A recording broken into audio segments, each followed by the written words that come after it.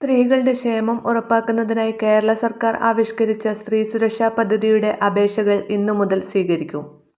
ആർക്കൊക്കെ അപേക്ഷിക്കാം, എങ്ങനെയാണ് അപേക്ഷിക്കേണ്ടത്, എന്തൊക്കെ രേഖകൾ വേണം തുടങ്ങിയവയാണ് ഇന്നത്തെ വീഡിയോ. വീഡിയോ ലൈക്ക് ചെയ്യാനും അതുപോലെ ഹൈപ്പ് ചെയ്യാനും മറക്കരുത്.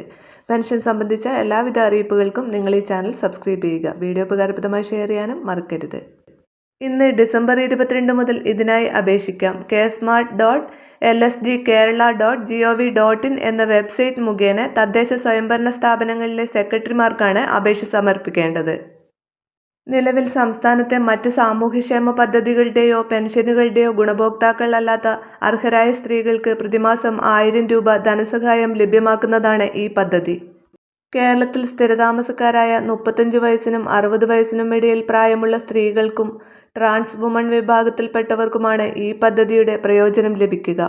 മുൻഗണനാ വിഭാഗം കാർഡുകളായ മഞ്ഞ, പിങ്ക് റേഷൻ കാർഡ് ഉള്ളവർക്കാണ് അപേക്ഷിക്കാൻ അർഹതയുള്ളത്. വിധവാ പെൻഷൻ, അവിവാഹിത പെൻഷൻ, വികലാംഗ പെൻഷൻ എന്നിവയ്ക്ക് പുറമെ വിവിധ സർവീസ് പെൻഷനുകൾ, കുടുംബ പെൻഷനുകൾ, EPF പെൻഷൻ എന്നിവ കൈപ്പറ്റുന്നവർക്കും ഈ പദ്ധതി പ്രകാരം ആനുകൂല്യം ലഭിക്കില്ല. അപേക്ഷ സമർപ്പിക്കുന്നവർ പ്രായം തെളിയിക്കുന്നതിനായി ജനന certificate, school certificate, driving licence, passport എന്നിവയിൽ ഏതെങ്കിലും ഒന്ന് ഹാജരാക്കണം.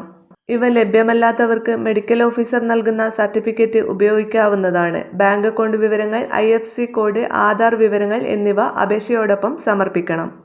അപേക്ഷയോടൊപ്പം സ്വയം സാക്ഷ്യപ്പെടുത്തിയ സത്യപ്രസ്താവനയും ഉൾപ്പെടുത്തണം. ആനുകൂല്യം ലഭിക്കുന്നവർ എല്ലാ വർഷവും ആധാരധിഷ്ഠിതമായി വാർഷിക മസ്റ്ററിംഗ് നടത്തണം. ഗുണഭോക്താവ് മരണപ്പെട്ടാൽ ആനുകൂല്യം അവകാശികൾക്ക് കൈമാറാൻ വ്യവസ്ഥയില്ല.